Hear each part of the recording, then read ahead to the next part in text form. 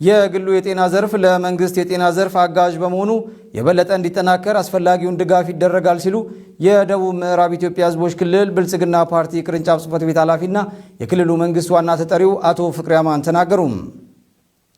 በሚዛን አማን ከተማ ከ250 ሚሊዮን ብር በላይ ወጪ የተገነባው ኒቆ የመጀመሪያ ደረጃ ሆስፒታል ተመርቆ ለአገልግሎት ክፍት ሆኗል። ብዙአዩ አሰሳኝ ተጨማሪ አለው። በምርቃት ስነ ስርዓቱ ላይ በክብር እንግድነት የተገኙት የደቡብ ምዕራብ ኢትዮጵያ ሕዝቦች ክልላዊ መንግስት የብልጽግና ፓርቲ ቅርንጫፍ ጽሕፈት ቤት ኃላፊና የመንግስት ዋና ተጠሪ አቶ ፍቅሬ አማን ከለውጡ ማግስት ጀምሮ መንግስት በጤናው ዘርፍ ባደረገው ሪፎርም በርካታ ውጤቶች እንደተገኙበት ገልጸዋል። ብልጽግና ፓርቲ ከለውጡ ማግስት ጀምሮ በሁሉም ዘርፍ በርካታ ሪፎርሞችን እያደረገ ይገኛል። ሪፎርም እያደረገባቸው ከሚገኙ ጉዳዮች አንዱ በጤና ዘርፍ ላይ እየተደረጉ ያሉ ሪፎርሞች ናቸው። ከዚህ ቀደም እንደምታውቁት መከላከልን መሰረት ያደረገውን የጤና ፖሊሲ መሰረት ከማድረግ ባለፈ አክሞ ማዳንን ታሳቢ ባደረገ መልኩ እንዲመራ በማድረግ በተለይም የሆስፒታል ተደራሽነት፣ የጤና ተቋማት ተደራሽነት፣ የጤና ባለሙያዎች ተደራሽነት በጥራት በስፋት እንዲዳረስ በማድረግ በጤና ልማት ስራችን ላይ እየተሰሩ ያሉ ስራዎች እጅግ በጣም ሰፊ ውጤትም የተመዘገበባቸው ያለበት መስክ ነው ማለት ነው።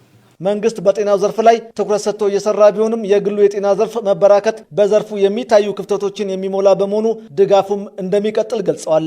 በሚዛን አማን ከተማ የተገነባው ኒቆ የመጀመሪያ ደረጃ ሆስፒታልን ጨምሮ ከባለፈው ዓመት ጀምሮ አገልግሎት እየሰጡ ያሉ ሆስፒታሎች ከአካባቢው ብሎም ከክልሉ ነዋሪዎች አልፎ አጎራባች ክልሎችን ተጠቃሚ እንደሚያደርግና የጤና ቱሪዝምንም እንደሚያስፋፋ ገልጸዋል።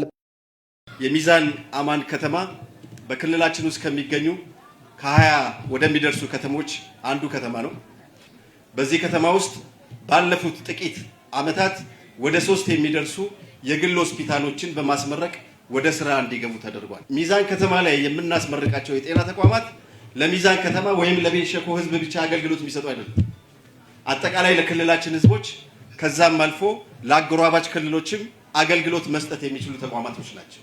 ስለዚህ ይሄን እያሰፋን በሄድን ቁጥር አካባቢያችን ሚዛን ከተማ አስተዳደር የጤና ቱሪዝም የሚሳለጥባት በርካታ ሰዎች ለመዝናናት ብቻ የሚመጡበት ሳይሆን በርካታ ሰዎች ለንግድ ብቻ የሚመጡበት ሳይሆን በርካታ ሰዎች ለኢንቨስትመንት ብቻ የሚመጡበት ሳይሆን በርካታ ሰዎች ጤናቸውን ሊሸምቱበት ካላቸው ችግር ሊገላገሉ ካላቸው ስቃይ ሊገላገሉ የሚመጡበትና አካባቢያችን የጤና ቱሪዝም ማዕከል ልትሆን የምትችልበትን እድል እያሰፋ የሚሄድ ነው ማለት ነው።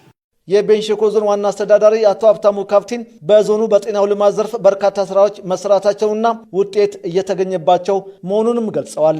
መንግስት ብቻውን የጤናውን ልማት ተደራሽነት ማረጋገጥ እንደማይችል የገለጹት ዋና አስተዳዳሪው የግሉ የጤና ተቋማት እንዲስፋፉ በመንግስት እየተሰራ መሆኑን ተናግረዋል። መንግስት ብቻውን የህብረተሰብ የጤና ተደራሽነትን መሸፈን አይችልም። ጤናን ለማህበረሰቡ ማረጋገጥ አይችልም። በሌላ በኩል ደግሞ የመንግስትን ክፍተት ወይም መንግስት ደግሞ መሸፈን የማይችልባቸው ጉዳዮችን ለይተው የሚሰሩ የግል ባለሀብቶችን በማበረታታት በርካታ የግል ጤና ተቋሞች አገልግሎት እንዲሰጡ በየደረጃ እያደረግን እንገኛለን። ለዚህም የዛሬውን የአቶ ኒቆዲሞስን ወይም ኒቆ ሆስፒታልን ጨምሮ 3 ሆስፒታሎች ከ2017 ጀምሮ 2018 ባለው ውስጥ ሚዛን አማን ውስጥ ይፋ ሆኖ ስራ እየጀመረ ወይም እየሰራ ይገኛል። የሚዛን አማን ከተማ አስተዳደር ከንቲባ ኢንጂነር ሰለሞን ለዊ የአንድ ሀገር ልማት የሚለካው በህንፃዎቿ ብዛት ሳይሆን ዜጎቿ በሚያገኙት የጤና ዋስትናና ጥራት ጭምር መሆኑንም አመልክተዋል። አንድ ሀገር ልማቷ የሚለካው በህንፃዎቿ ብዛት ብቻ ሳይሆን ዜጎቿ በሚያገኙት የጤና ዋስትና ጥራት ጭምር ነው። ጤናማ ማህበረሰብ ሳይኖር ስለ ብልጽግና ማውራት የማይታሰብ ነው።